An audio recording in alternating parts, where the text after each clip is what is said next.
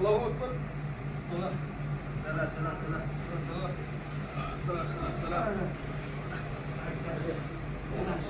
فجري فجري.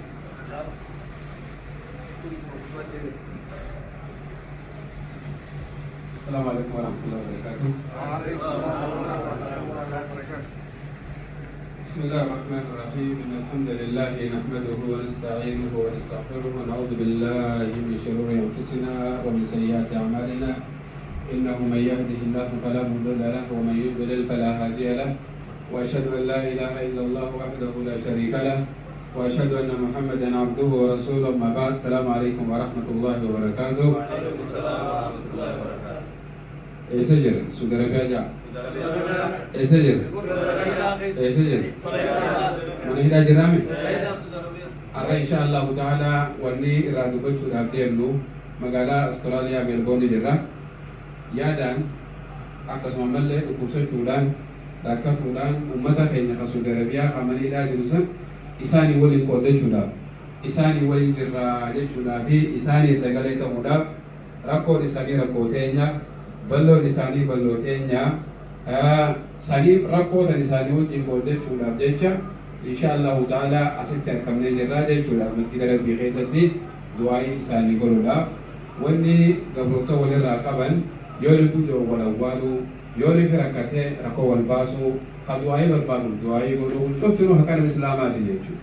Kanaaf obboleeyyan keenya Saudi Arabiyaa san keessatti yeroo koovid yeroo nuti koronaa kana keessatti kanamni qilleensaan ol bira ta'uu hin dandeenye hafuuraanu dhukkubni kun kadabru yeroo oowwaa kana keessatti yeroo samaraa kanaan oowwa Saudi Arabiyaa san oowwa mana hidhaa oowwa namni walitti heddummaatuudha kana hundaa waliin obsanii osoo kaan dhukkuba qabu osoo kaan dhukkuba adda addaa qabu huccuu takka waliin uffatan jechuudha.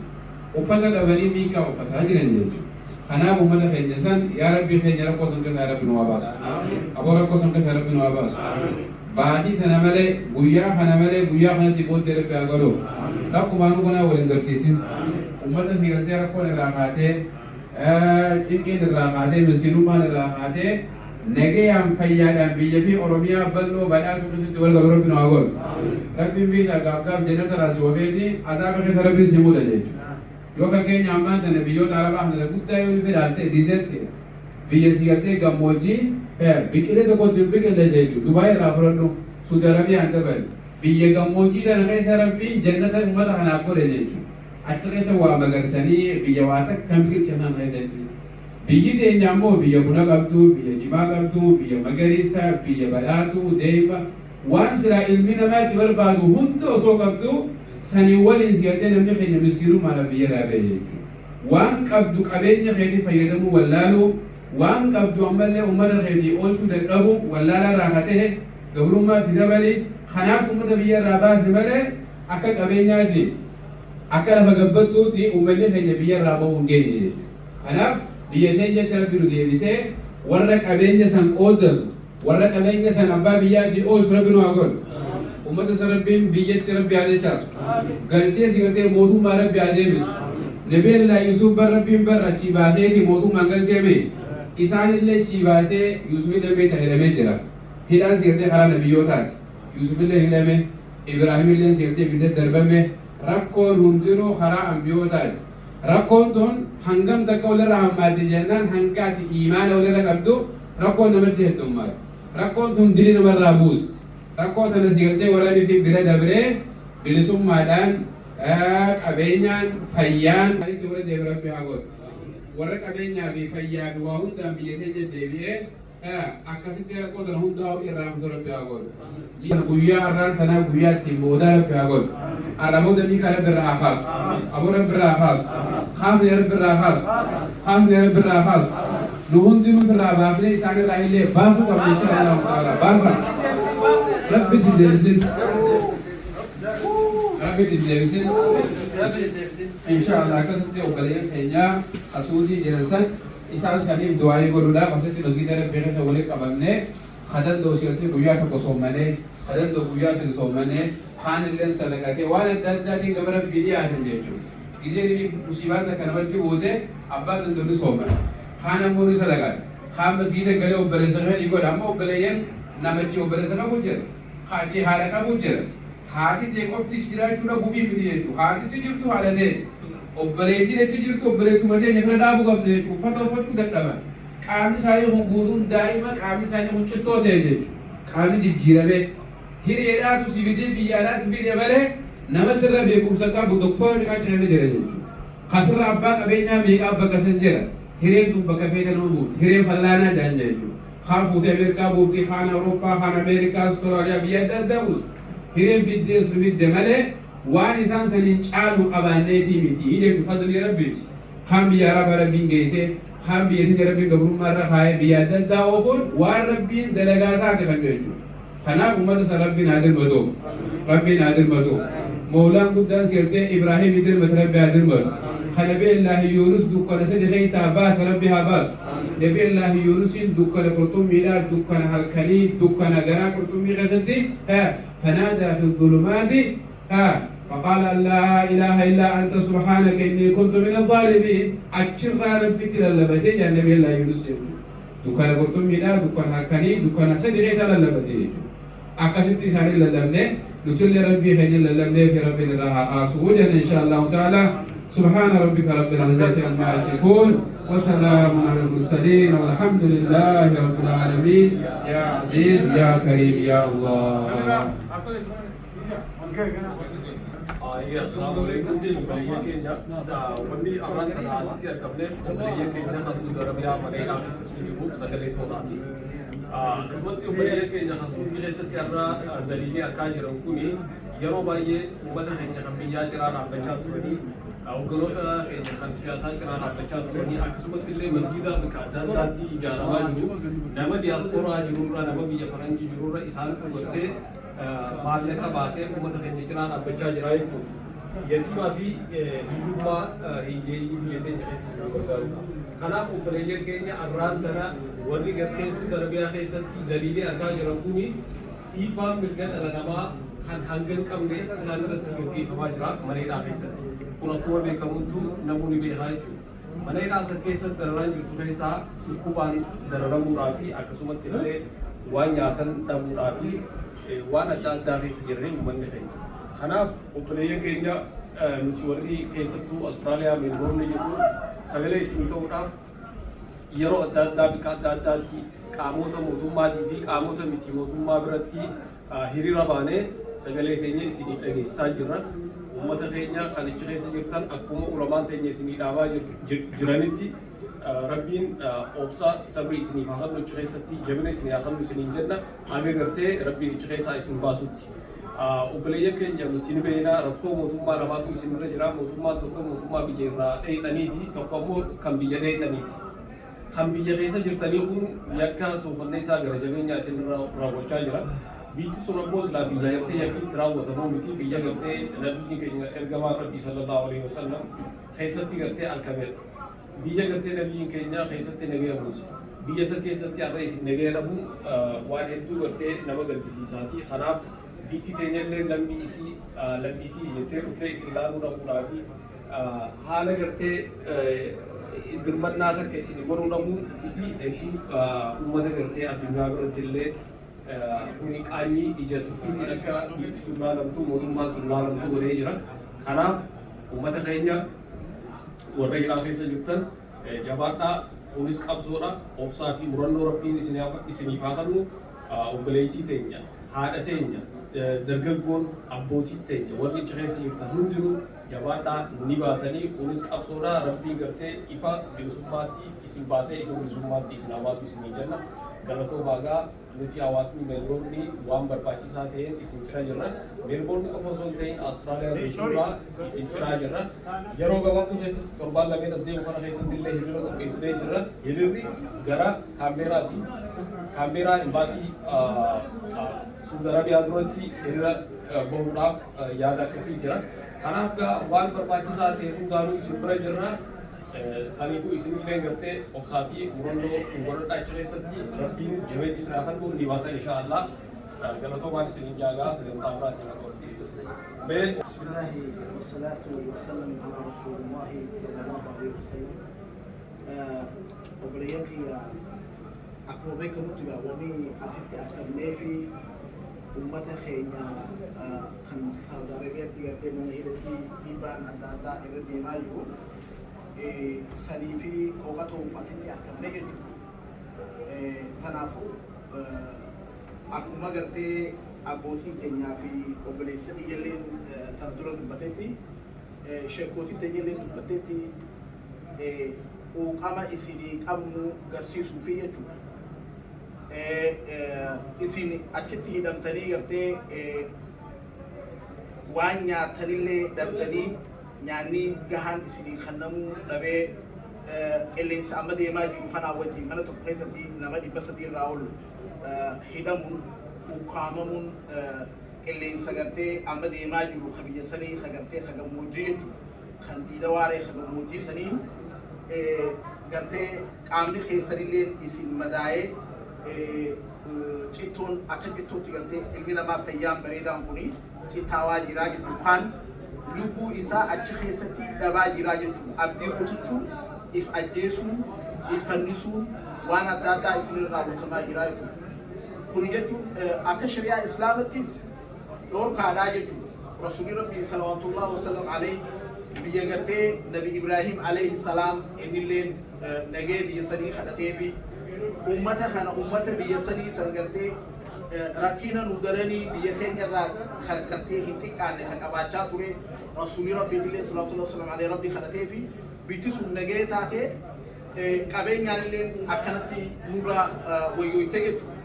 إنسان مو بينجي بيكعبا ربي سبحانه وتعالى خيسنا بخيستي بيكعبا ربي إسلامي الدنيا ابتجارا عليه صلاة بيشريعة منتجاه خيستي اللي من ما أكنا قولوا شريعة إسلام خيستي رسول الله صلى الله عليه وسلم قال لقو نما إسلاماتك هيرا على الجنس وكاراجا لقو نما خمار جيجا نما لا إله إلا الله محمد رسول الله جي qabeenyi lubbuu isaa qabeenyi isaa ilmaan isaa warri isaa nageetuu qabaa jaa ajjechaa jalaa bahuu qaban jaa duuba kanaatitu ummata laa ilaaha illallah muhammadan rasuulallah jedhu kanarratti deemaa jira warra gartee diina kana hin qabnellee ni jiran achi keessa akka oromootti akka islaamatti sabaaf sablan birallee keessa ni jiranii ربين قدان ندن دها خجرتين نبي يوسف عليه السلام هدا خي ساباس ربي هدا رايسان عباس ربين دن ديتي إساتي خنبي يوسف هدا راباس ربي إسان هدا راباس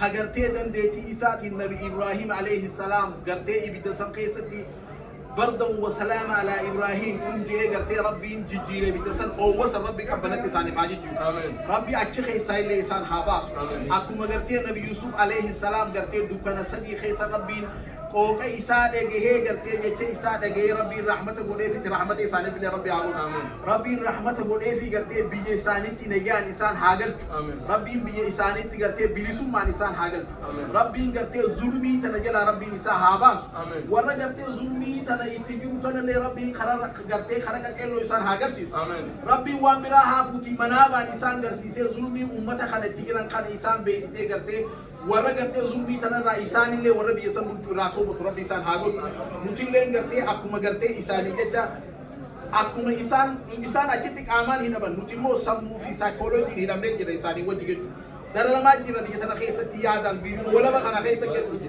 kanaafuu rabbi isaanillee baasee nullee walaba rabbi nu haa godhu إن شاء الله ربي خيرنا عبديه متنو سبحان ربك رب العزة عما يصفون والسلام على المرسلين والحمد لله رب العالمين يا عزيز يا كريم يا الله خبيرا ونتدبر الدخاناتي إن شاء الله يو هاللقوني يرو قبابة فرماته هنالكني أكو مريف وبليستي يتعالى جيتي نوتي أكا أستراليتي gartee waliin qabamnee yoo biyye hiriira hayyama fudhannee qopheessinee kaambeeraa gartee bakka imbaasiin suudii jirtu duratti hiriira san bahuuf yaada qabna sanillee itti qophaawaa jirra uummanni Oromoo addunyaarra jiran kan sabaaf sabni birallee haa ta'u warra gartee biyya san keessa rakkina irra gahaa jiru hundinuu haala kanaan kan Ameerikaa jiru, kan Kaanaadaa jiru, kan Awurooppaa jiru, kun hundinuu kan gartee biyya walabaa keessa jiru hiriira qopheessinee uummata kana addunyaatti waan isaan godhan beeksisuu qabna. Insha Allah rabbiin furmaataa fidu. Assalaamu alaikum wa rahmatullahi wa barakatuh.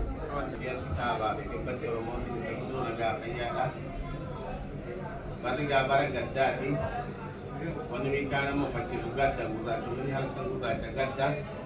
Singkir sebuah di kota nanya ni nusa antara nusa ni wajib minta opennya atau yang minta terabas saja ni terabas ni juga. Isinya lerap di habasu. Ada orang ni kerja me bahagia dia jiltan mungkin nomor ala kana jiltan nomor bahar me jiltan Australia, Kanada, Amerika atau Eropa awal jiltan.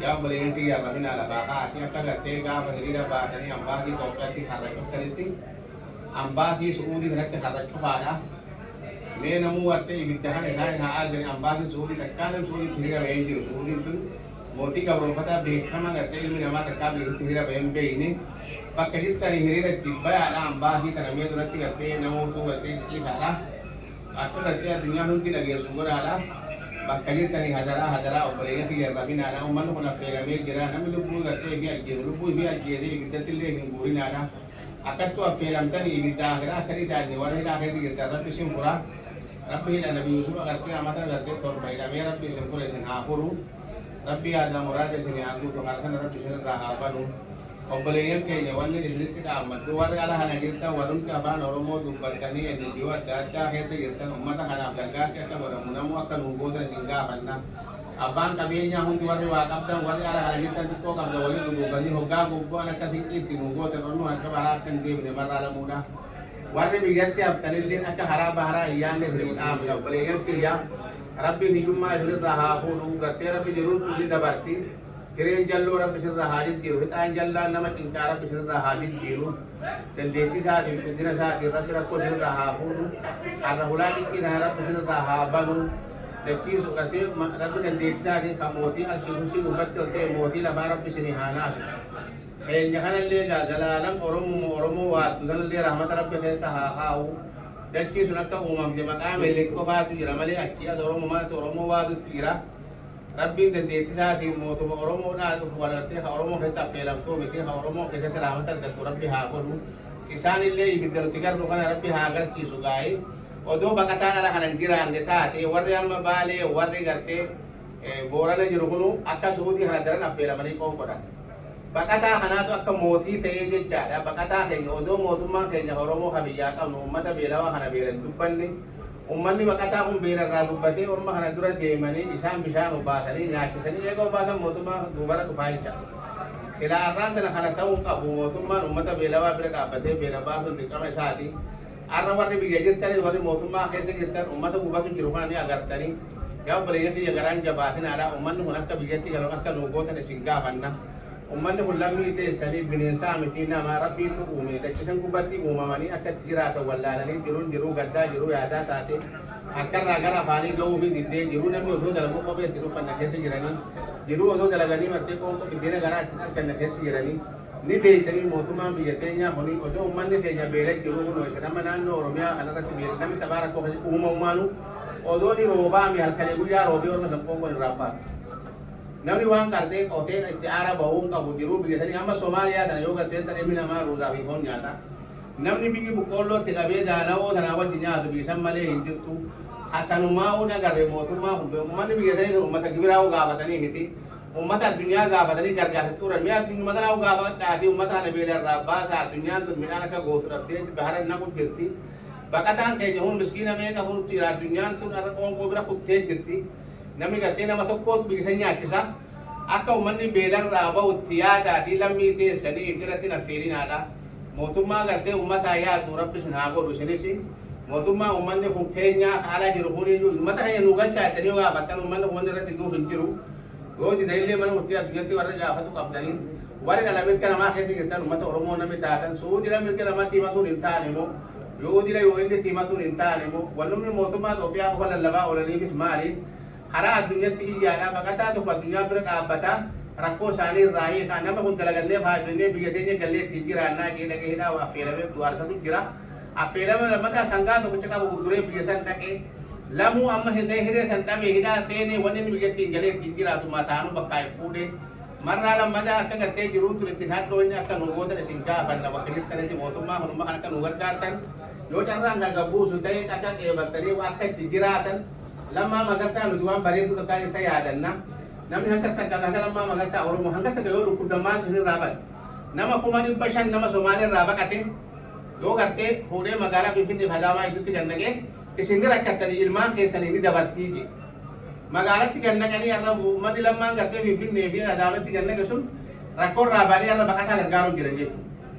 Mee hangaluma takka yoo yaaddanii uummata keessan bira harka bareedaa haatan maaf irraa bada hanga qaban bara sadii jiru jirtanii uummanni isirraa jira laalaa takka hin jiru. Akkasiiti uummata keenya warra waliin rabbi nu haa godhu. Mootummaa kanallee rabbi isinii haa naasisu keenya kanallee haaratti deebisee haa tolu rabbi haa godhu yoo kun hin tollellee haa tolu rabbi irra nu haa kaa'u dandeettii isaatiin guddina isaatiin rabbi aanaa isinii haa ta'u. Sallallahu salaam ala rasuulillahi sallallahu alaihi wasallam rabbi hidhaa san keessaa isin haa baasu. Allahan hidhaa keessaa isin haa baasu. Guddina isaatiin mootiin moototaa isinii haa lallabu. Mootiin ashii mootii lafatti isinii haa himu. Mootiin ashii mootii lafatti isinii haa himu. Aanaa aantii rabbi isinii haa ta'u. Sinqiillee rabbi isinitti haa godhu. Dhukkuballee isin keessaa haa dhibu. Fayyaa rabbi isinitti haa ta'u. Rabbi karra kana isinirra haa banu. Warra gartee gammachuu keessatti ramadaanaa sooman rabbi isin haa godhu. Boruma ganama rabbi isinirraa haa banu. Kana booda warra achitti jechabullee rabbi isin hin godhini. Warra gartee obsee jiruu bal'ootti bahu rabbi isin haa godhu. Rabbi isin haa gammachiisu.